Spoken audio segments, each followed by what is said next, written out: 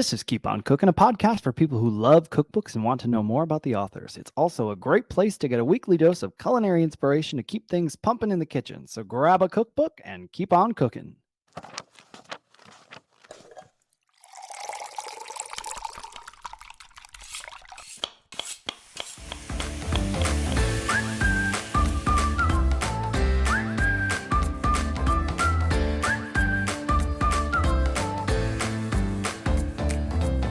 I'm Dustin Harder, and this is Keep On Cooking. Hello and welcome to Keep On Cooking, the only podcast dedicated to plant-based cookbooks. I'm your host, Dustin Harder, otherwise known as the dessert recipe you skip to because you know you're never making that salad, baby. And this week, I'm really excited to re-release an episode I love with Colleen Patrick Goudreau, otherwise known as the Joyful Vegan.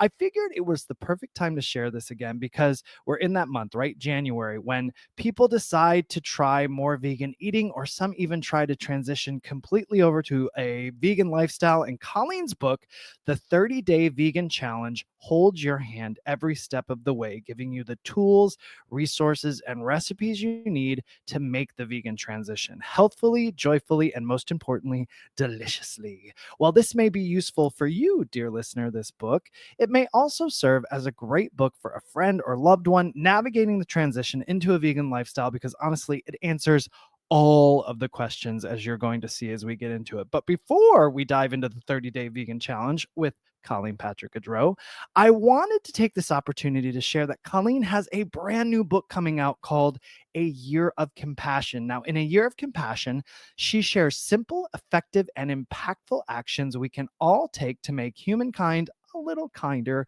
by protecting animals, supporting the planet, and optimizing our own health. Colleen lives by the motto, don't do nothing because you can't do everything. Do something.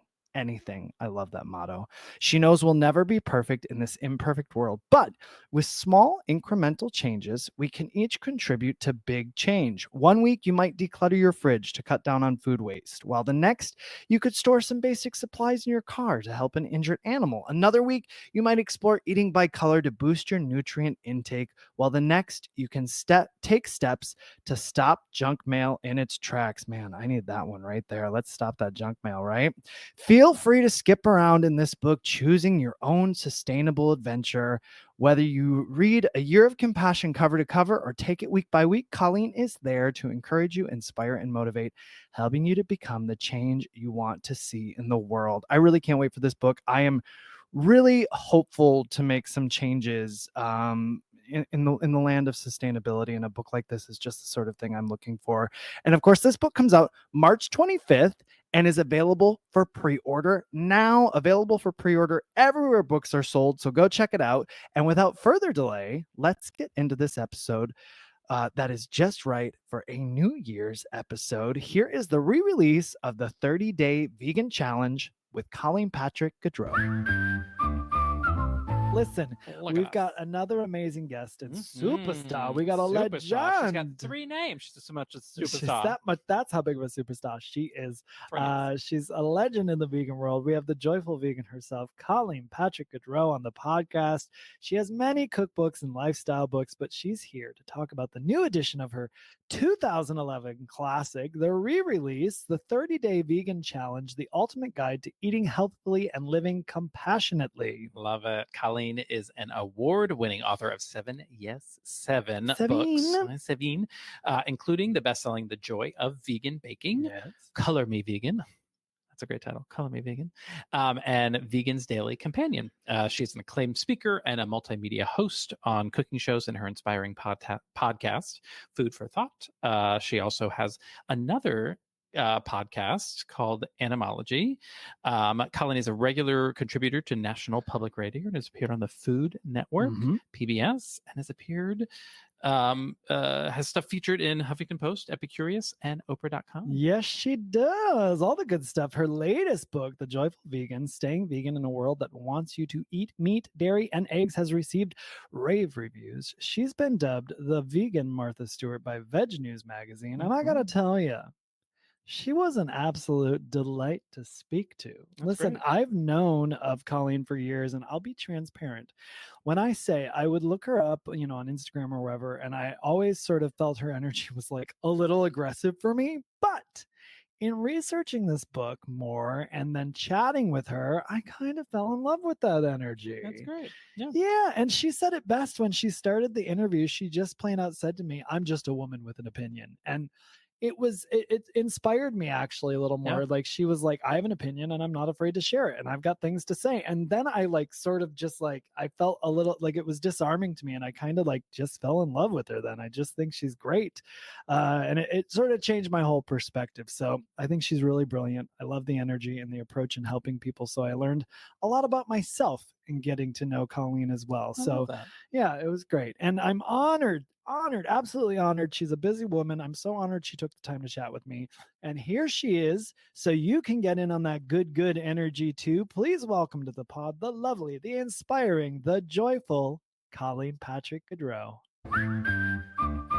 She is an acclaimed speaker, cultural commentator, author, and multimedia host. Please welcome to the Keep On Cookin podcast, the legend that is Colleen Patrick Goudreau. Thank you for being here. Oh, that is amazing. Thank you. That just means I'm very opinionated. I have a lot of opinions. That's what all that means. It's great to have an opinion, so we welcome it. Fantastic. Well, we're going to dive in with your icebreaker question right away, a non-food related one. Well, depending on your answer, actually. What's a book you've owned for some time that you really want to read, but you haven't gotten around to it yet? Ooh, good question. I was actually looking at my bookshelf. We have many bookshelves. I was looking at one of my bookshelves. It's gosh, what is it called? It's one of the Churchill biographies. It's the Okay. is it The Last Lion? I think it's called. I recently read a Churchill biography like about a year ago. So I looked at that book and I went, oh yeah, I got to read that. And then I went, hey, I just read the biography, so maybe I'll wait. But that's still on the shelf. I need to read it. Give yourself a little space and time between, but I guess you're saying the space and time has passed. It's time to pick it up, maybe. No, there's other biographies. I do love biographies. So I do too. Do you remember the first biography you ever read? Oh my God. I actually think, and I'm not just saying this, I really think the first biography I read as an adult was about Diane Fossey. Okay. Gorilla. So it was called Woman in the Mist. And it was after I would have read Gorillas in the Mist, which was her book about her experience. But Woman in the Mist was Farley Moat was his biography of Diane Fossey. Yeah, I love biographies too. My first one was Gilda Radner from Saturday Night Live, actually. Oh, yeah. Very, very sweet biography. And then the book that I haven't read that's been sitting on my shelf is called Just Sit, a meditation guidebook for people who know they should but shouldn't. And I will admit that I meditate a little, and I got it to sort of push myself in a little further. And I'm like, well, I need to just sit with this book and actually take it in and read it. So that's on my goal list for my library that's collecting dust over there. Well, you've been in the game, the vegan game, for almost 25 years. And I'm so honored to have you on to chat about one of your many outstanding books. We have the 30-day, let me line it up there on the screen, the 30-day vegan challenge, over 100 delicious, nutritious, plant-based recipes and meal ideas for eating healthfully and compassionately. One of the 7, I might add, with another one on the way. And I have to say, I've used a couple of your books in my personal journey over the years. So sitting with me here, I've also got the vegan table. And if you look here, we got some Post-it notes lined up there, which I always love seeing on my books. And of course, the fabulous, the joy of vegan baking here. So these have been on my kitchen shelves and also getting put to use in the kitchen for years. But before we dive into the 30-day vegan challenge, can you tell our listeners how it all began for you? You have such a strong following and a community you've created. When did veganism kick into play for you, and when did it become clear that it was your path to help inspire people and lift others up on their own journey? It's funny. When I think about if I knew anybody who was vegan before I was vegan, I think there was one person. I worked in a health food store and I was vegetarian at the time. And this was back in New Jersey, in Summit, New Jersey. It was nice. Yeah. And I remember my coworker I think he was vegan. And I remember having dinner with him, and I remember doing the whole, I would be vegan if, I would be vegan but, and I remember saying things about, free range eggs and, organic milk or whatever I was saying, right? Sure. I'm happy to remember that. And even if I didn't remember that exact instance, I really do make an effort. And it's one of the things I really emphasize in my work for other people who, look to me for advocacy tips, is I really, really think it's important to remember our story, because I have to remember that I was one of those people who did that. So easy, right? To be like, Truly. oh, why can't just people do it? And their excuses, Yes. I'm tired of them, right? Which is true. And I was one of those people. So it's humbling and good to remember. So I was vegetarian first, pescatarian, vegetarian, and then I moved to California. And it's not a prerequisite that you become vegan when you move to California. But I was working for like a .com. Even this is back in 1998. Early .com days. It was a website called web.com. Wow. Because the owner, his initials were WEB, and he got that domain long ago. Wow. And so when it was becoming a thing, he was like, I don't know what to do with this. Like, it seems like I should be able to do something with this. So a directory was created of the web, and I was a writer. I was basically writing reviews of websites. So this was very early on in the internet, and I was writing reviews. I know, like early .com thing. So I was doing that just like from home, because I had just worked, I moved to California, and I was sent down to LA for some kind of like .com tech conference. Yes. I didn't know anything about tech. I didn't know anything. I have a master's in English literature. I wanted to read Shakespeare, but I was writing these reviews. And so I was like, oh, cool. I'll go down to LA and I'll go to these, workshops, whatever they were. And I was reading a book at the time I brought down to LA with me called Slaughterhouse.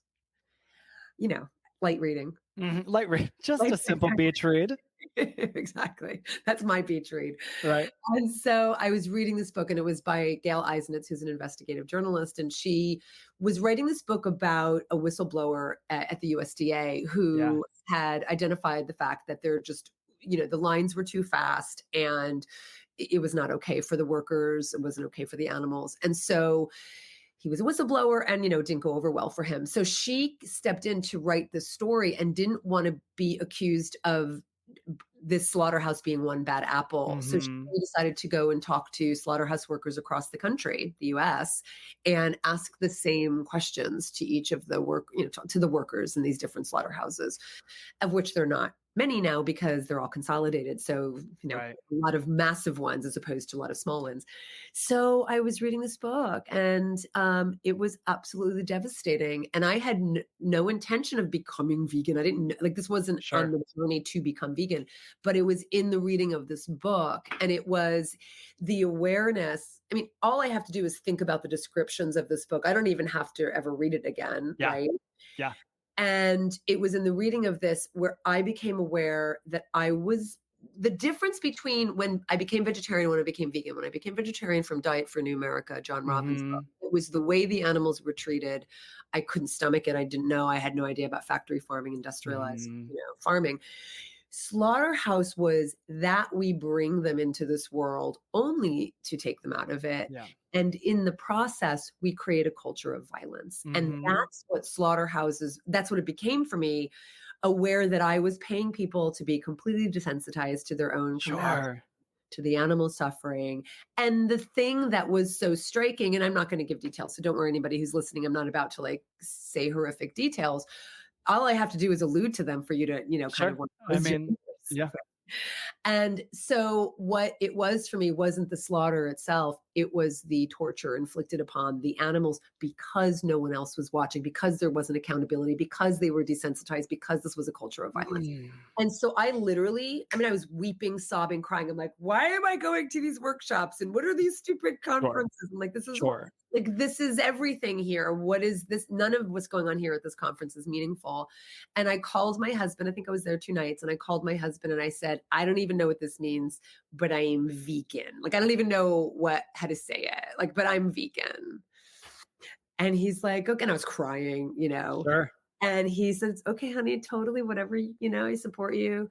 And I went home and I was vegan, and David followed suit about 6 months later. But to answer your second the second part of that question, it was immediate for me, the Yeah. advocacy part. It stepped everything up. I was already doing advocacy as a vegetarian. I frankly was doing advocacy as a non-vegetarian. I mean, I Sure. wanted to do something to help animals. And so I very quickly stepped up my game and I started Mhm. labeling, I started doing outreach, I started doing awareness raising, I started doing leafleting, I started showing street TV. We called it street TV then. Now I know there's this whole Anonymous for the Voiceless, but I was on the street with a TV VCR, Yeah. Wow. dating myself. Talked to people on the streets and loved that process. And doing this work and doing it for years, but it started becoming clear to me that the questions people were asking is, well, what do I eat? Yeah. And where do I shop? And Yeah. how do I cook? And what about protein? And what about calcium? And what about protein? All the things. Yeah. Yeah. And that's how I started doing the work I do. And it's the work I still do. It's the Mhm. awareness raising, but it's also the empowering people with the resources they need, not for the why, but for the how. Yeah. Yeah, yeah, yeah. And I think also not shaming people. You have a great way of empowering people in a very positive way, which I think is so helpful because I think people get interested. And this is when I got into it around 2009 or so. I remember going to some sort of event or a conference or something, a vegan conference, and people said things to me that were like, oh, well, you still do that. Or, oh, like they were just so negative about the whole process as opposed to saying, oh, great. Well, what else do you need help with? You know what I mean? It's great you're doing this thing. Now, what else can I help you with? So I was like, I want to shift this. I don't want to be the vegan police. I want to be part of the solution for people. And I feel like that has been, you just have this great way of empowering people with listening to what their needs are as opposed to telling them what they're not doing, which I think is just a terrible aspect of the vegan community. Some people are like, well, you're not doing this. And it's like, hold on, let's focus on what they are doing, and I love that about you. That's great. And you mentioned cooking. So I'm curious about you. This is a cooking podcast after all. Were you well versed in cooking before you went vegan, or when you went vegan, is that when you sort of were like, okay, I must learn the ins and outs of the kitchen now, or were you kind of already in that direction? No, I had only ever enjoyed cooking just on my own, and I was still young. Mhm. I like to think I was still young. I mean, by then I was in my, late 20s, but in my early 20s even, and okay, I'll tell you the secret. It's not a secret, I think I've said this before, but when I was little, in our basement, we had, kind of a finished basement, and there was a playroom my sister and I had, and my poor mother, I created a supermarket, a grocery store. So my mother would keep all of the boxes of like cereal boxes, Oh, I love it. packaging. Right now, I aspire to be zero waste. This wouldn't work for me as a child. Sure. I'd have like bins where you could get, Right, exactly. um, Reusable. Yeah. right. But I had a little grocery store and I had a little shopping cart. Yes. I'd have my mom come down and shop and like pick the So things. cute. And I have a little cash register. So I have always loved the process of kind of food and choosing food. And I have always loved cooking for people and that being an expression of love and nurturing. So I've always loved the ritual of food, and I've always loved the ritual of entertaining and Mhm. and the and the the movement of going from an appetizer to a main dish and a soup, like Sure. creating the whole menu. So I always loved that, but I never had any inclination to get into food as a career ever. I Yeah. went to literally grad school thinking I was going to go on and teach at university, to teach English and literature, and Shakespeare. And so I never had an inclination. But when I was hearing back from people, the feedback I was getting was, what do I cook? I went, okay. As an advocate, as just someone who wanted to always provide the resources, I thought, okay, I got to teach cooking classes. Like, Yeah. it's the obvious thing I have to do, obviously. Oh, And so I wasn't classically trained. I wasn't, I didn't go start reading books. I knew enough to feel mhm. confident. I was scared to death my first cooking class. Sure. I knew enough. I knew a little bit more than the people coming, or at least I knew that I had things to share, right? Yeah. I guess an opinion, Mhm. and I had things to share. So that's how it happened. It was absolutely as an extension of my advocacy, and it continues to be. I love that. And when you think of cooking and going vegan, is there, when you were starting to explore it all, is there a vegan cookbook for you that stands out in the beginning? One that you went to the most that you Mm. recall was like your tried and true? Yeah, it was The Peaceful Palate by Jennifer Okay. Raymond. I don't know if you know that I book. haven't heard of it, but I'm going to look it up. It's a cookbook podcast. So every time I ask this question with every guest, and I get so excited when it's one I haven't heard of, actually. Well, and actually, Dustin, I think she actually taught or worked for PCRM. Okay. Very Amazing. early on. This is a memory that I have. I'm pretty sure. And so her book was just really good, simple, basic, familiar Yeah. ingredients, and just, and I loved also, because I've done this from the beginning of my work. I loved that she didn't call her chocolate cake wasn't vegan chocolate cake, it was chocolate cake. Yeah. Right. Yeah. Her lentil soup wasn't vegan lentil soup, it was lentil Hmm. soup, right? Just normalizing the Yep. planet forward aspect of It's food it's just food. and it's And delicious. it's delicious, and it's familiar. Yeah. And I already ate that stuff before I became, Yep. vegan. Yeah, I had to learn some things in terms of eggless baking because I grew up baking with eggs, Sure. right? But Yeah. that's what being alive is. You learn new things and you Exactly. try new things. Exactly. So it was definitely that one. And I know a lot of friends in my early days of veganism really liked some other ones. They were just too hippy dippy for me. They were a Sure. little too nutritional yeast, a little too Uh-huh. much, something. But Peaceful Palate was my first, real inspiration. I love that. I'll have to look it up. I'm excited to look it up. I love it when someone says one I haven't heard of. I'm like, yes, I'm going to put it on the list. That's great. Well, let's get into it. The 30-day vegan challenge. Over 100 delicious, nutritious, plant-based recipes and meal ideas for eating healthfully and compassionately, the ultimate guide and cookbook. Now, you start chapter 1 off with the key ingredient, I think, for this entire book. We've already spoken about it, but it's called Welcome to Positive Change. You touch on things to expect from nutrient consumption, disease prevention, and even reversal in some cases, physical changes, ethical congruency. You say something powerful about the transition process of going from non-vegan to vegan. You say it's a matter of undoing old habits and creating new ones. It sounds simple enough, but I say powerful to me because habits are really at the core of creating lasting change. So I love that you pinpoint this right up front. Can you speak a little about what might be the key to success when undoing old habits and creating new ones?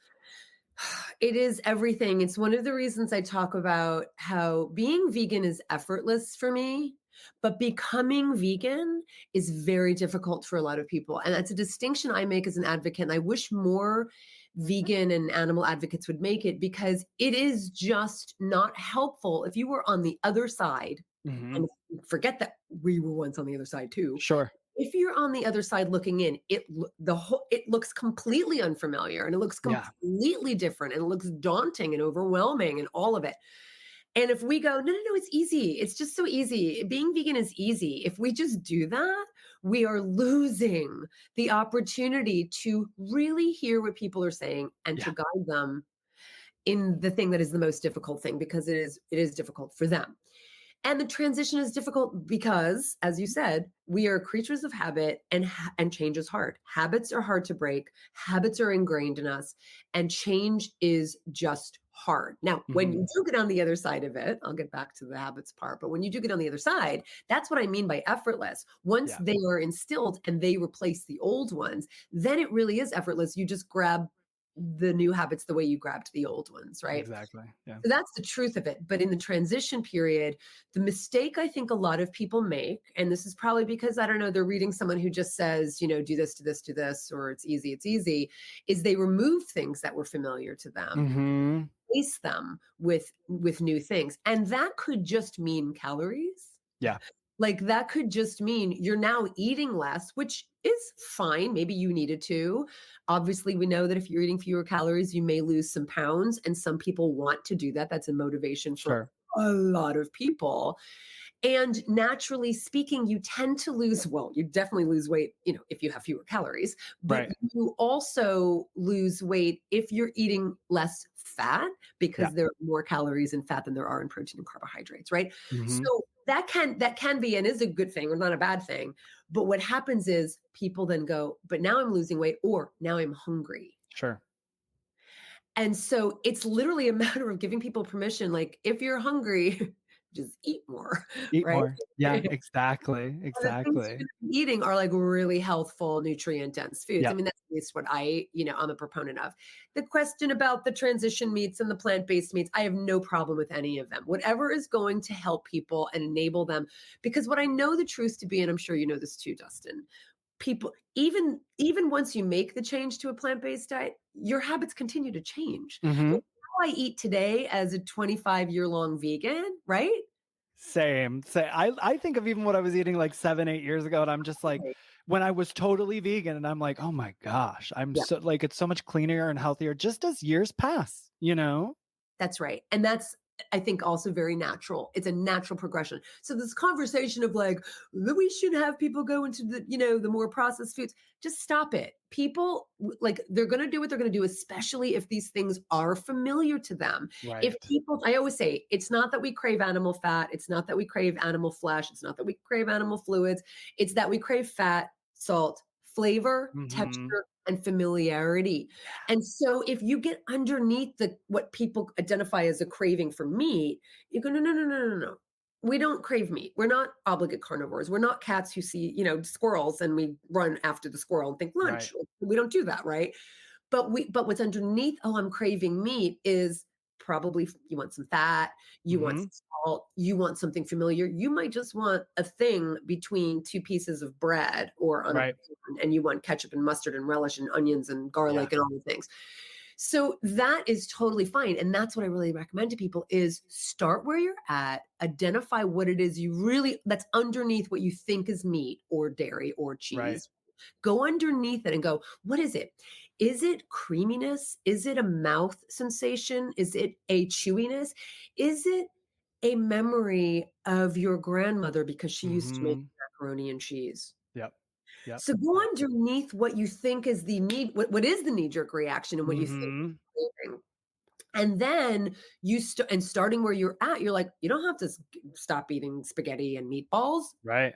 Eat spaghetti and meatballs, but switch Totally. meatballs out, right? So Yep. start doing those kinds of things. And as you do, not only are you going to start to feel better, you're going to start to now identify the things that will still give you the sensation you're looking for, but not be the animal product that you're trying to get away from. Yes, yes. Oh, that's all such good advice. Such good advice. And we move into chapter 2 through 7 before you get into the day by day. This sort of gets into the nuts and bolts of the 30-day challenge and the philosophy of it, from defining veganism to why it's a 30-day challenge. What about 30 days? So why 30 days as opposed to 2 weeks or, 3 months or something? Yeah, it could be any of those things. I do think 2 weeks isn't enough time.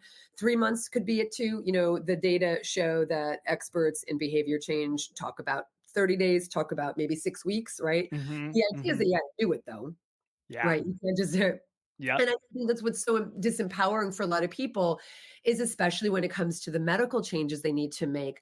A lot of people are told to just make small changes. And so they try those small changes. We know they're not enough. And then Mhm. they go on the medication the doctor told them they had to go on if nothing changes for them substantially. So we have to give it long enough for us to really be able to feel the difference and the change and the benefits, but also to be able to mark them through all of these markers. And 30 days is a really nice number. Now, someone could take their cholesterol in the morning, have breakfast, take it again, and it's going to be different. Yeah. Do it at lunch again, do it at dinner again, depending on what you're eating. So you can track this literally day by day. And that's what's so exciting, right? We know that if you get saturated fat and dietary cholesterol out of your blood, that the change in your blood is so immediate.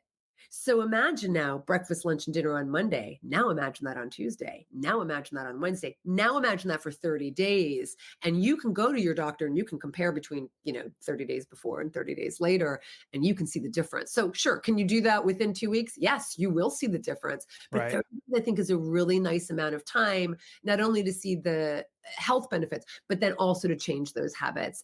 But you have to do them. You can't, you, I'm not saying that I'm not someone who doesn't support or agree with slow behavior changes. Like I Sure. am in support of that, whatever is going to help. But if you're going to do something like a 30-day challenge, do it You have to do and, it. and commit to it. And you're Yeah. going to see the effects of it. It's like anything. It's like with working out, it's consistency. So for 30 days, you can say, I'm going to be consistent with this. Then you're going to see the effects. And then you're likely going to be like, ooh, at least that's sort of the hope at the end of it. You're feeling a certain way. You're feeling positive about it. You also talk about knowing your numbers, visiting your doctor, full laboratory. You just spoke of that, panel of blood and urine work, and offer optimal numbers for the comparison. And you write about creating intentions and goals, which are so important. You go into depth on that. And I love the 3-day food diary. And in chapter 7, you say to find a buddy. So explain to everyone the benefits of having a buddy when you're on the 30-day challenge. I do think it's helpful if you have support. And I do think especially in the household. So, that can be really challenging, whoever it is making the change, especially if it's the person, well, it's both. If it's the person who's cooking, it can be challenging because they want to make the changes for themselves. And then they wind up being a short order cook and they're making different dinners for the family, for themselves, which stop it. Yeah. And if you're not the one cooking, that can also be challenging because now you feel like you're going to be inconveniencing the person who is doing the cooking, right? Mom or whoever it is. And so it's helpful if everybody's kind of on the same page.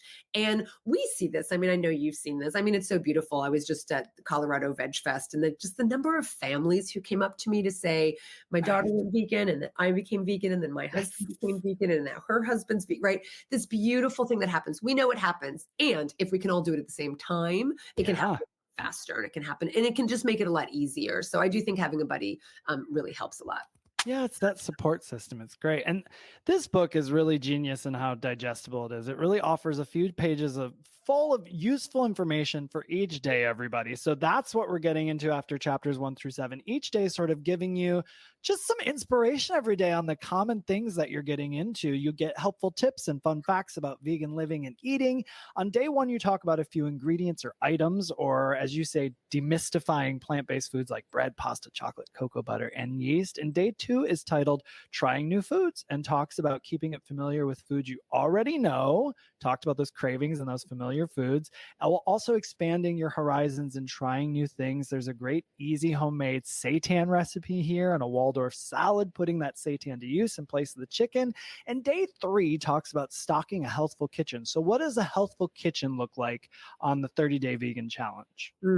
I wanted to say about the trying new foods. It's so funny to me. And again, we've all heard the excuses. I made them myself. But when people say things like, I don't know, I could never be vegan. It just seemed like it would be just like boring and bland and it'd be the same things rotating over and over again. And I'm like, we all rotate the same foods over and over again. Yeah, Like, yeah. this isn't special for vegans. Like we all do that. I think there's numbers of like, we rotate the same like 7 or 10 meals in a lifetime, like over and over again. We know that when we go to restaurants, we pick the same things. Yep. Go to the same restaurants, we get the same menu items, same thing with the grocery store. So this is really what's so exciting is when you're looking in a different direction, you do see things that you never noticed before.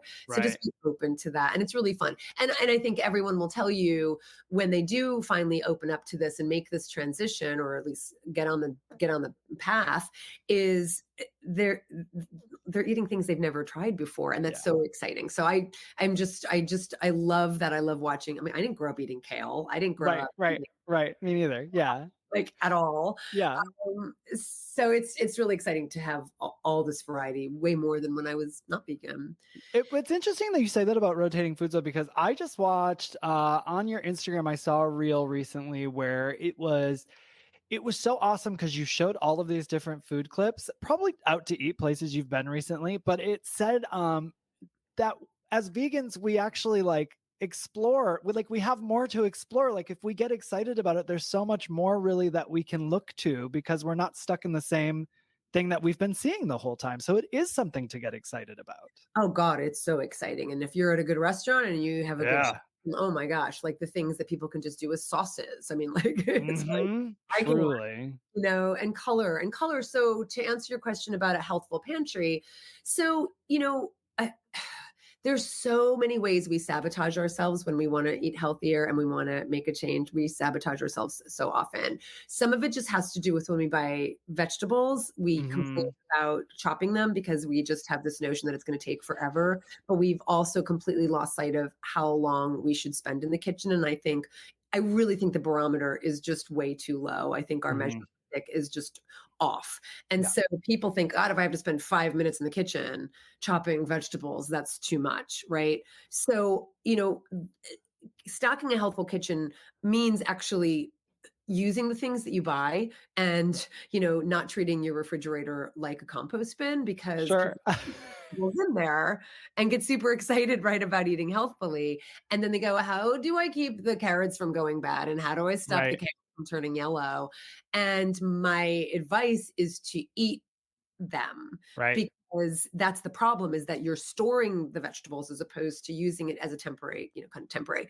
But the chopping in advance. So chop the vegetables before you put them in the refrigerator. If you are following a recipe and it calls for an onion, you have the cutting board out, you have the knife out, chop 2 onions, right? Yes. Doing the things that always get us ahead of ourselves so that we Mhm. can the excuses. Yes, you can buy the things that are already chopped in advance. You're going to pay more money. You're going to pay for packaging, and you're not going to be as fresh. But if that helps you and that gets the food in your belly, then that's fine too. Yes. Know yourself, and then act accordingly. So stocking a healthful kitchen to me is about having the things on hand that are going to enable you to cook things that are familiar and delicious. That's not going to keep you in the kitchen for, an hour, but Mhm. maybe 15 minutes, right? And so I just have to say this too, because it's kind of all connected. It's not just about what you have in the kitchen, it's also about deciding what you're going to have before dinner time. Because Yes. you're deciding what to have at dinner time, you are already hungry. Maybe your other family members are hankering for some food, and everyone Mhm. is impatient and they just want to fill their bellies, and so we'll fill it with the quickest thing as opposed to the most nutrient dense thing. Yes. Yes. Yes. Decide first. So if you know that you have tomato sauce in the cupboard, and do because that's going to be a really nice quick meal. Mhm. Know you have some rice, if you know you have some vegetables already cut up, whatever it is, in the morning decide that, so that you can cut the vegetables up, or you can put the rice in the pressure cooker or what have you, so that when it comes time to eat, you've already thought ahead. So, but we have to have those things on hand in order to make them. Now, again, I have no problem with, I'm going to call them, we all eat processed foods. I don't like this conversation about like processed foods bad and, whole foods good. Right. The more whole our foods are, the better. But peanut butter is a processed food if you want to Right. get technical, Right. because you've Yep. processed the whole peanuts into a butter. Nothing Yes. wrong with peanut butter. So let's just be mindful that when we talk about processed foods, we're talking about minimally processed and Mhm. highly processed, and there's a Sure. spectrum. So when I talk about processed foods, even for some people, tofu is more processed than a whole soybean, but Yep. there's nothing wrong with tofu, and there's nothing wrong with tempeh once you ferment the soybean with some rice, right? Right. So as you get further and further, now even field roast sausage, I love so much. It's basically gluten, which Mhm.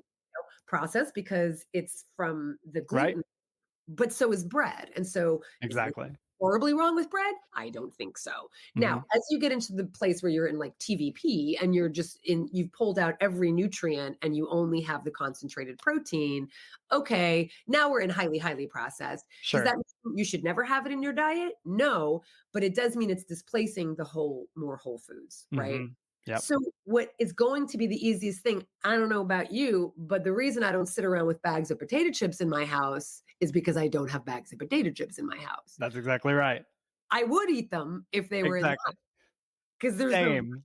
because Same. it's delicious, right? Exactly. And Yes. so if you want to avoid things that don't make you feel good, and you're trying to just change some habits, don't have them in the house. Fill your cupboards with the things that you're going to reach for, that are on the more whole side and healthier side, that don't make you feel bad. Yeah, it's that thing of people saying, well, I'm going to buy this and keep it on here just for like a little treat or something, And it's like, well, if you have to get a whole box so you can have that one little treat, I guarantee you're going to get into that box sooner than you wanted to. So just don't get it then. That's going to be your solution, You talk about eating healthfully and affordably, which a lot of people complain about whole foods, plant-based diet, and saying, it can be expensive, and it's not. And one of the secrets to this too is actually eating what you buy.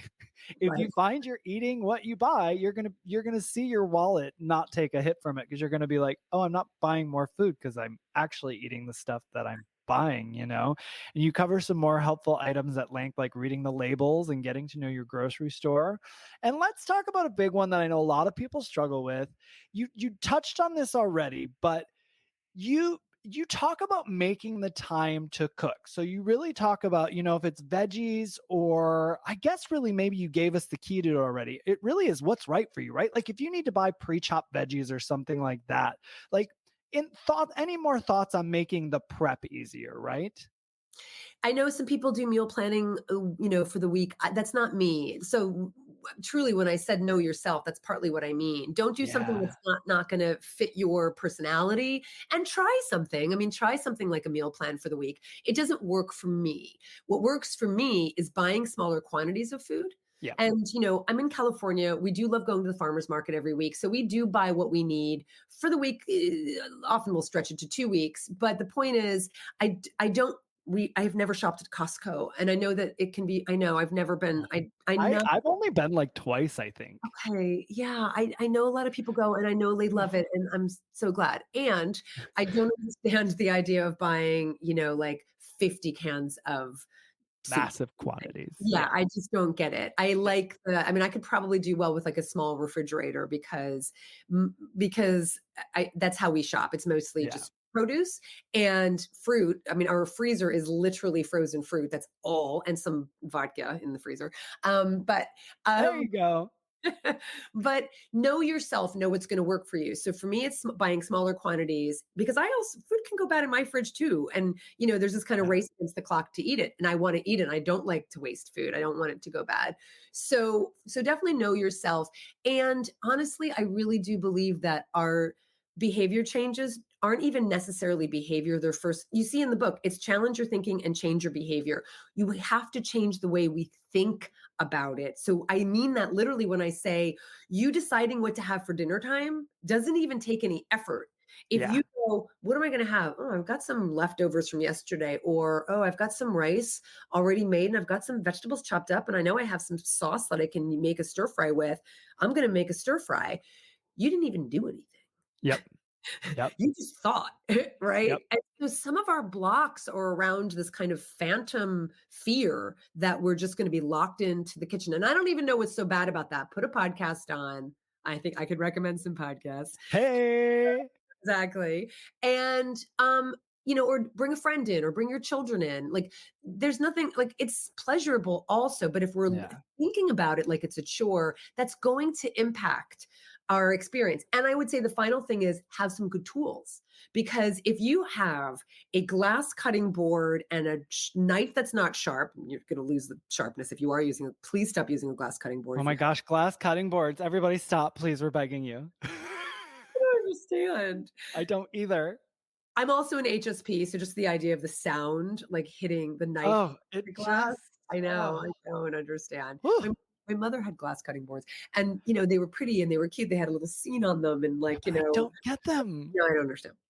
So stop with the glass cutting boards. Yes, yeah. But get a good cutting board. Get a good one that's a good size, that doesn't shake, that's not super small. I mean, I have several cutting boards. I actually have a cutting board. I mean, we have several. I have my favorites. My husband has his favorites. I have one that I use just for fruit.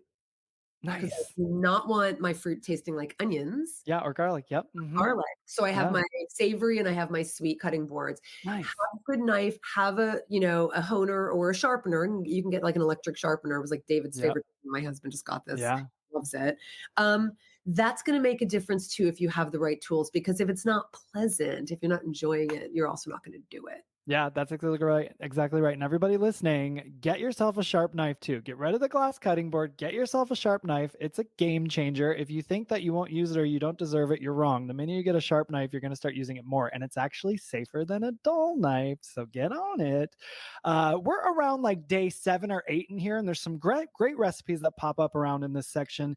You've got the smoky white bean chowder, lemon artichoke tapenade, herbed lentil soup, chickpea crepes and balsamic mushroom and kale, creamy leek polenta, even a vegetable pot pie with chive and black pepper cobbler crust. Everybody get into it. And a spicy red bell pepper soup. Now, soup is one of my favorite categories because I just love how easy they are to make. And then you can have it on hand and it's very satiating and quick when you want something and just like a quick meal, But I mentioned a couple soups here. Do you have a favorite soup from the book? Is my garlic and green soup in the book? I think it might be. It's in the vegan table, and it is still a favorite soup of mine. It is I love Sounds soups too. delicious. I love Yeah. soups too. Yeah, just a really simple stock. The stock is either you can just use water, but I make my own stock, and it's very easy, people. So don't be Yeah. afraid of that. You can use bouillon cubes as well, but it's just a basic stock. The rest of the flavor is from a head of garlic. Okay. And so it's just 1 onion, head of garlic, and you just saute that up, and then you put in your stock, and then you put in your potatoes, carrots, and kale. Delicious. And at the very end, the secret, once it's all done and you're about to serve it, a splash of vinegar, of rice Nice. vinegar. It just Yes. all the flavor. So yeah, the garlic and green soup is definitely a favorite. But any soup, I love soups. Me too. Me too. And that splash of vinegar for everybody listening, that's a great little tip. Any soup you're making, a little splash of vinegar at the end really takes it home. And we keep onward with the challenge here. You offer up a bevy of breakfast ideas for day 8. And there's an apple breakfast cake in here. I'll take cake anytime I can get it. So for breakfast, that's great. We've got tofu, mushroom, and sausage scramble, baked oatmeal with blueberries and bananas, lemon, poppy seed muffins, carrot, ginger, apple juice. So good. And you really touch on everything. You have a day dedicated to talking about how easy eating out can actually be. And I know this is an area that those new to veganism often they either don't plan for it or they have a lot of anxiety around eating out. What's some advice you have for someone who's on the 30-day challenge who's going out to eat? So what's the title of that chapter there? It's not just eating out, is it? Yeah. It's Yeah, eating yeah. out and speaking up. No, I didn't mean to put you on the Yes, that's okay. I've got it here. I can always flip through it. I'm happy to. It's eating out and speaking up. And so my advice is not necessarily about the practical aspects and how to read a menu. We can talk about that. It's about asking for what you want. It's Nice. about not being self-effacing. It's about not being apologetic. It's about doing it respectfully and kindly. But the way we convey our veganism or wherever we are on that spectrum is how it will be received. So if we're at a restaurant and a waiter comes over and we're like, oh God, I don't want everyone else to hear me say this and I have to ask these questions and I'm going to be such a pain and a PIA and hi, I'm sorry. I'm so sorry. Don't worry about it. I'm fine. I'll just give me iceberg. Well, you've done nothing to, inspire anybody else to stand up and speak for what they want. Yeah. And there's going to be some eye rolls because the waiter, okay, I don't know, fine. What do you want? Just say, hi, I'm vegan. And it looks like you guys have an awesome dish here. And I'm wondering, could you just remove the animal product from that? Can you remove the cheese? Could you replace it with some nuts or whatever, right? And they go, oh, I never thought about that. Absolutely. Oh, by the way, I'm vegan too. Or by the way, I'm trying to be vegan. Mm-hmm. We just play small and people around us also, we also just underestimate that people are watching.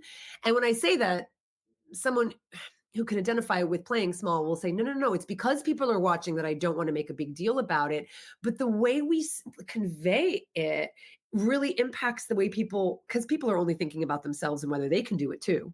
Yep. So if you play small and if you're self-effacing, they're going to go, oh, that looks miserable. Mm-hmm. But if you speak up and get what you want, and then your food even is better than everybody else's, and they didn't know they could ask for something off the menu, Right. then they go, hang on, right?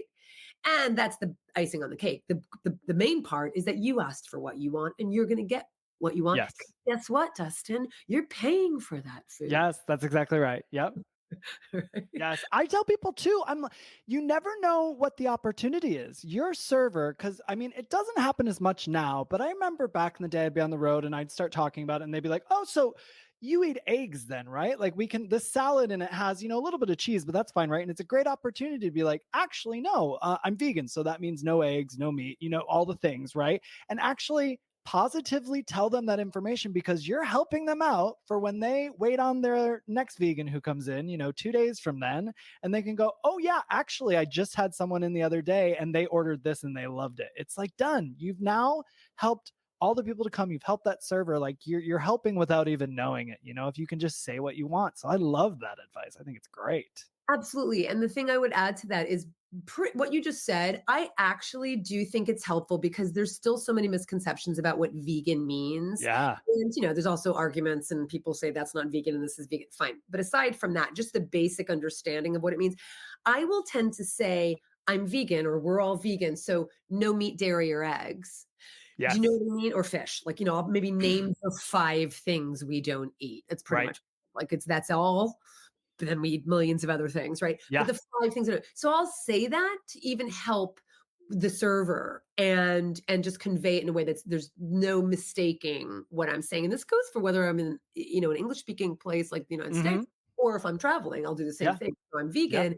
So know this, know that. So I actually think when you're traveling somewhere, it's actually more helpful to learn the names of the animal products in the language of that country than just knowing how to say verdure, like vegetables or fruit. Right. Like learn how to say no meat, dairy, Yep. eggs, and fish, right? That's going to be more helpful because there's not going to be any misunderstanding. Yes. You have to help them so you can help you, and then you're helping everyone else. So it's a win-win-win-win-win all the way around. And you cover packing lunches for school and work in here with so many great and truly easy ideas to keep you and your lunchbox full. You get into some salads in here. I've got my eye on the lentil salad with beets and citrus vinaigrette. Sounds so good and good for you. You even covering keeping it vegan while traveling with tips on things to avoid and smart planning for travel. You talk about airports, airplanes, car travel, accommodations, and international travel, just like you did with that great advice. And I feel like we could do an entire hour on traveling. So I'm skimming over this a little because I think you and I could go deep into this one. Maybe we will one day talk more about traveling. But I love that you wrap up this section by saying, I've had some of the most memorable meals while traveling, and I've had some that filled only that essential need, filling my belly. And sometimes that's just good enough. And I couldn't agree more. Like sometimes you just got to eat, and that's okay. It doesn't have to be a 5-star meal every time. Like that's not the goal, right? As I'm talking to you about that though, you travel often. Is there, when you say a memorable meal, and I say that to you right now, anything come to mind that you had a memorable meal in travels? Oh, for sure. And they tend to be in places you wouldn't expect. So Sure. certainly in Italy, we do have a lot of special meals in all of Italy, Yeah. mostly in Tuscany. But one of our most memorable meals, we still talk about the meal we had at a castle in Scotland in the Highlands. It was part of a trek. We had done a 100-mile trek in the Highlands, and we ended at this castle, and they didn't know anything from vegan, and they made the most, and they actually host an 8-course meal for anybody who comes, who wants to pay Sure. in the restaurant. And we gave them some advice and tips and told them we were vegan. And then they went off, good chefs will do this. They went off and did their own research, and they made the most delicious meal for us. And they surprised themselves. So it's those kinds of surprises that are just really lovely. And that came from asking for what, we wanted. What you needed, what you wanted. I love that. That just gave me like little like butterflies in my, because it's so great when I love when the chefs get into it and then they surprise themselves and they're like, I made this thing and it's delicious. And you're like, I know, now you can serve it to everyone. Exactly. And I have those conversations, and the work that I do in the travel with the trips that I do, that actually is advocacy also, because we are working with chefs who think they could stretch their comfort zones. And the conversations I have with chefs, and I'm not going to lie, a lot of them are male and have a lot of, machismo, depending on the country we're in. And there's and most chefs are trained toward, animal products, right? That's what they're trained toward that. Right. And so having the conversations like we did earlier on here about the fat, the salt, the texture, the familiarity, and the flavor, I love watching the light bulb moments for the chefs who, when they say, "But how would I do this?" Because again, they're on the outside looking in. I might know, it might be really clear to me, but they go, "But how would I do, even if it's baking, right? How would I do that?" And I go, listen, animal, baking isn't about animal products. It's about moisture and leavening and binding. And you put all of that, and they go, "Oh, I didn't." So when you break it down, right? That's the stuff. Those are the conversations. Those are the light bulb moments that inspire me to this day, every time I have those conversations. I love it. Well, and there's great stuff that continues to unfold in the days to come in this book, discovering that there is life after dairy-based cheese, where you feature herb cashew cheese, pasta Alfredo with walnut parmesan, and then you have this gorgeous looking strawberry bruschetta. Everybody, strawberries, bread, come on. And you cover baking without eggs with recipes like chocolate ginger snaps and cowboy cookies, Mexican chocolate cake, and a decadent tiramisu. And you address calcium at length, plant-based milks. You get into the details of tofu and the different variations of it. listeners, this book is not just for those seeking a 30-day challenge. So I want to say that here. It really is a comprehensive 101 to being vegan, answering a lot of questions you still might have, even if you've been vegan for some time, including the great protein myth that includes a chart of plant-based items and how much protein is in each, a great resource just to get a quick glance on how protein-rich plant-based foods can be. And now you go on to cover vitamins and minerals like iron, B12, and omega-3s. You mentioned inadequate absorption as opposed to inadequate intake of vitamins and minerals, which I think is so important. And most people think that they're not going to be able to get their vitamins and minerals from plants. So can you expand on the absorption versus the intake of it? Yeah, absolutely. And this comes when you are eating a variety of plant foods, right? So if you're not eating potato chips all day, which again, I would if I could. You're not alone. Oh, God. My husband knows that. When my husband comes home with potato chips, it will be something like salt and vinegar, which I'm always happy about because I hate salt and vinegar potato Sure. chips. You're like, that's So, fine. That's fine. That's fine. Yep. I can resist. I can resist. Um, so it's not so if you're consuming a variety of whole plant foods and some of the foods are going to be supplemented that you're eating as well, right? Some dairy, non-dairy milks you're getting, they're going to have also fortification of some things too. But the point is, if you are consuming a variety of foods, you are not only taking in the vitamins, but you're also absorbing them. So there's a lot of these, when we talk, I wish we would talk more about complementary vitamins and right, because we heard so much about the complementary protein. Put it to rest. Put it to bed.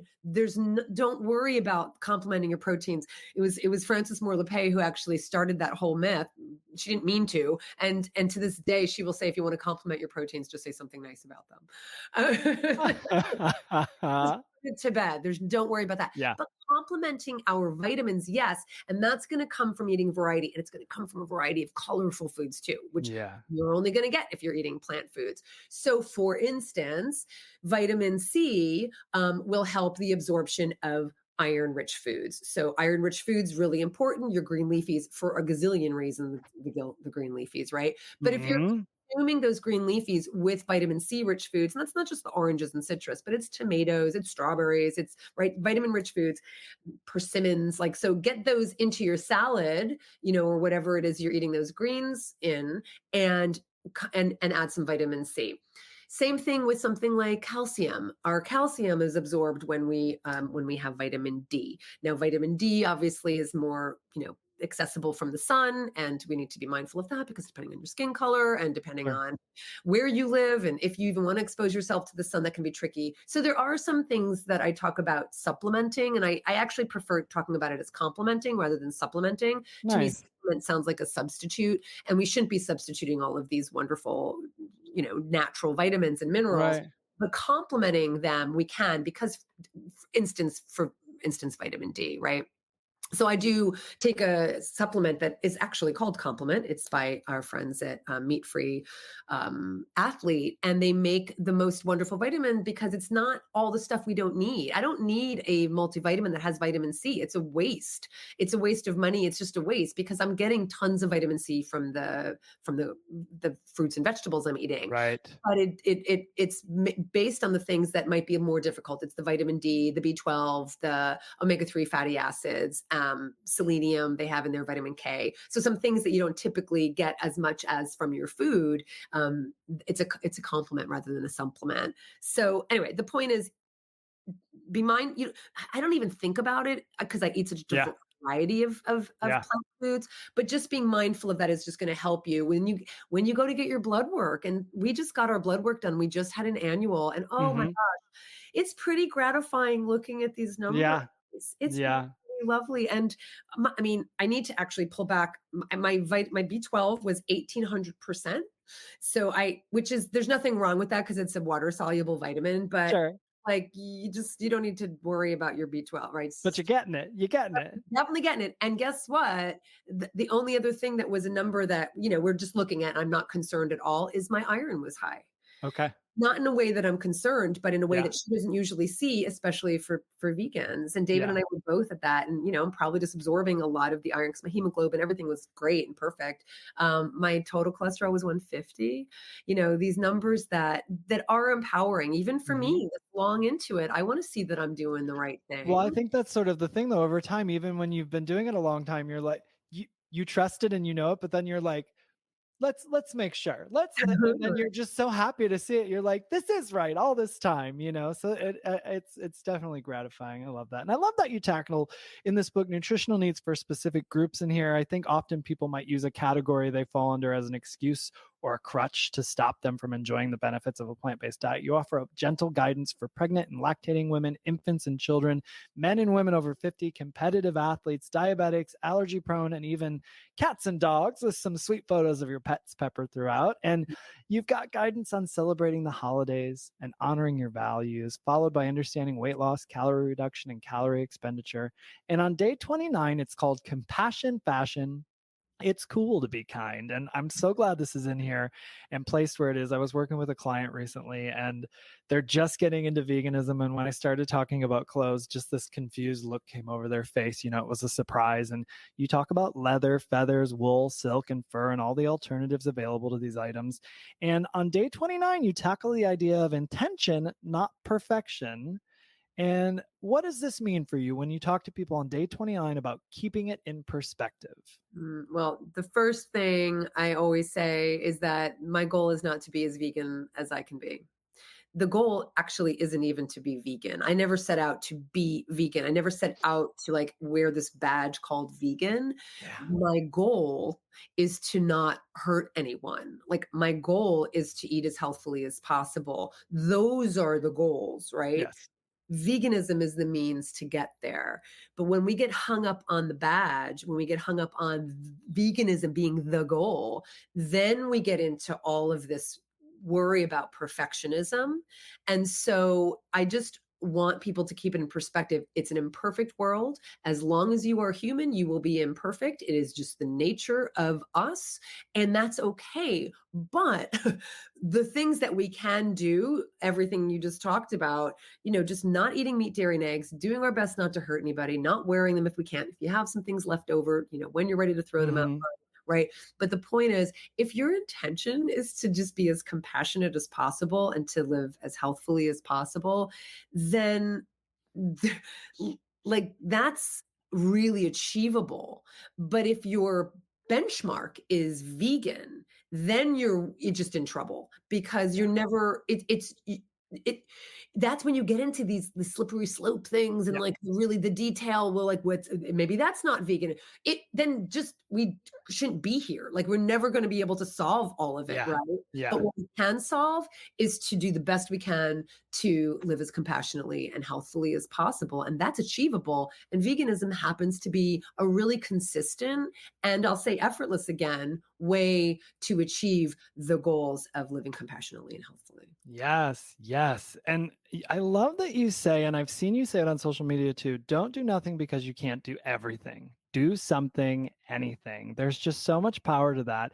I've seen you say this, and we all have been caught up in the all or nothing sort of approach to things, right? And it's little changes. All the little changes, they add up over time. And sometimes that little something for someone they keep doing is sort of like a seed that they plant, and it keeps growing. It grows into more and more, so do something, everyone, anything. I love that. And of course, you're branded as a joyful vegan, and 30 Day wraps up this wonderful book with your entry on being a joyful vegan in a non-vegan world. So tell us more. What does it look like to be a joyful vegan in a non-vegan world? You just reminded me. I didn't realize I wrapped it up like that. And the book that followed the 30-day vegan challenge is the Joyful Vegan. Nice. Oh, And what a perfect follow-up that was. continuation. It wasn't lost on me that the Joyful Vegan followed the 30-day vegan Sure. challenge, but even that you said I ended it that way. I don't think I made that connection. Yeah. So that's lovely. And I wouldn't do this if it didn't feel good. Why would we do this? Why would we, want to be the butt of people's jokes and have and truly, just the choices we make. Sometimes it's really hard. It would be so much easier to just do the wrong thing. It's so hard sometimes. And I mean that in the sense of of course it's easier when we can just choose convenience, right? Yeah. That's what we're literally facing all the time. The packaging and eating out and the quick fast food and the processed food, right? That's so convenient. But sometimes it does, I'll speak from the place of zero waste. Yeah. Of course it'd be easier if I just got the damn tofu packaging rather than make my tofu myself, right? Sure. Sure. It's easier. And I'm not setting out to be perfect even in that way. But the point is, why would I go through this if it didn't feel good? And it feels Yeah. really darn good to reflect my values in my behavior and to know that I can wake up in the morning. And it is the first thing I do. I do a gratitude list. I am so grateful to have this awareness, to have this opportunity to literally manifest the values I have in my everyday behavior. Like, that's something we all say we want. We all struggle with, how do I live the life I want to live? And how do I, manifest the things I say I care about? Well, try it, and it feels pretty darn good. So that's for me what it means to be a joyful vegan. It means, going through this world, trying to be the best person I can be, being compassionate, being grateful, having wonder, being curious. That's what it means to be a joyful vegan, and I get to do that every day. That's pretty cool. Yes, yes. And I have to say, I'm also a joyful vegan, and I hear you. I'm on board. And that's the book, everybody. But I have to ask you here, I ask everyone, what's your book brag? Something you're most proud of when it comes to this book? The 30-day vegan challenge. Yeah. I am so proud that I mean, I've heard from so many thousands of people who've used it as part of their journey. I mean, it's the same thing with my recipes, Justin. Like, I am so proud when you show me those tabs, that's really meaningful for me. There's nothing I do that's for the sake of doing it. It's because Mhm. I literally want you to have this thing I give you. I Yes. want it to bring value to your life so that people actually read it, use it, make those recipes. I mean, that's such a gift.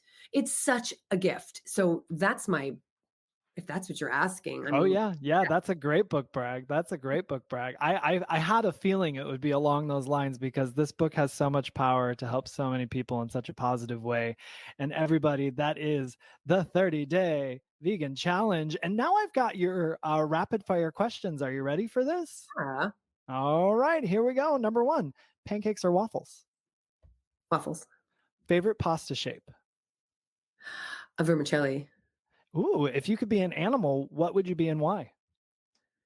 Oh, I know that one's a hard rapid fire, but I'm it's like, curious. do I want to be the animal or be with the animal? Right, right. What animal could I be? Oh, probably. Oh gosh, I'm torn between a goat and an owl.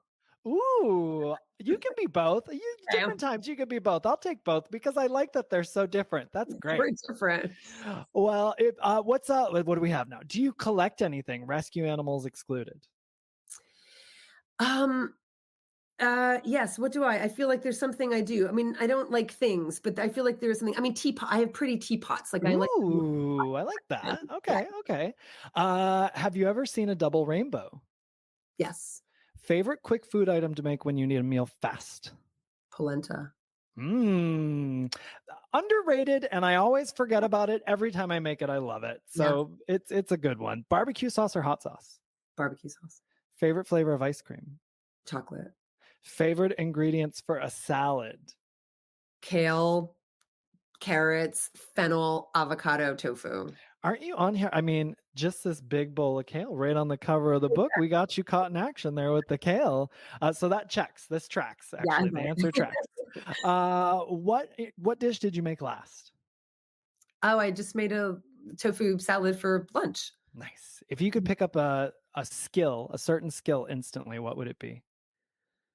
Learning a new language. Like, Do you just know any other ones? I'm learning Italian, and yeah, so I'm working. But gosh, wouldn't it be great if I could just like put a hat on and I Oh could speak yeah. Yeah, language? and just start talking to people all over the world. Oh, it'd be so lovely. I hear you. Favorite spice to cook with? Uh, Chipotle, chili pepper, chili Mmm. chipotle. Okay. Okay. Likes it spicy. And your last one, favorite food item to have on hand for a quick snack when traveling? Bananas. Oh, very good. Will you eat them? Will you eat them when they're all bruised and everything? She's a zero waste gal, so she's getting into that banana. Don't put I got to any- use that for baking or something. If I see it get a spot on it, I'm like, I got to make that into bread or something. No, so I make a lot of smoothies, and so I also buy bananas Oh, by I'll freeze them. Yeah. I freeze them all the time, but Yeah. I don't want any green on my banana. I don't even want any yellow. I want just a lot of brown. Wow. Okay. All right. Well, you did it. That's your rapid fire. Well done. And of course, listeners, you can get more of Colleen on her popular podcast, Food for Thought. Get a little food for thought everywhere you listen to podcasts. Be sure to subscribe and tune into that. And Colleen, please tell everyone where they can find you on social media and the internet. So joyfulvegan.com is my website. And on Instagram, it's at joyfulvegan. Facebook, it's like my name, which is harder to remember and spell, but All right. But if we're looking up the name or Joyful Vegan, we're going to find you. And everyone, you can get your copy of the 30-Day Vegan Challenge, over 100 delicious, nutritious, plant-based recipes on meal ideas for eating healthfully and compassionately everywhere books are sold. This will make the perfect gift for someone in your life who's curious about a vegan lifestyle, and definitely a great buy for someone who wants to take the plunge but doesn't know where to start. But also, I have to say, if you've been vegan for a while and want a reference book really on how to navigate some common topics or situations you've been running into, this is a fantastic book for that as well. Colleen, you have some exciting news. You're working on a new book, A Year in Compassion, 52 Weeks of Living Zero Waste, Plant-Based and Cruelty-Free. Can you tell our listeners about that real quick? yeah, I'm just excited about it. I originally wanted it to be Daily Dose of Compassion, but it made more sense for different reasons that we do a year of compassion. So it's 52 weeks, which I actually like, because kind of what I was saying before, it's not like every day or week you're doing something. It's an orientation to the world to live as, zero waste, plant-based, cruelty-free as possible. So you have a week to really ponder it and think about it and implement it and practice it. And so I actually really like the weekly format. And that's what it is. It's empowering, inspiring, and hopefully will be another book that's valuable for people. Oh, I know it will be. It's the 30-day challenge is super valuable. So giving us more than 30 days, I mean, people will be living for it and living better because of it. So that's fantastic. Colleen, you've been an absolute pleasure. I adore you. Thank you for being on the podcast to talk about this fabulous book. It was great to get to know you more. Thank you for taking the time to be here today. Thank you. You're so generous. Thank you. Thank you so much for listening. We'd be so grateful if you would rate, review, and subscribe wherever you're listening to this podcast. It really does help us. Yes, thank you so much. And don't forget to check out keeponcookin.com for all of the latest in recipes and Keep On Cookin' updates. This has been a Muzzy Cat production.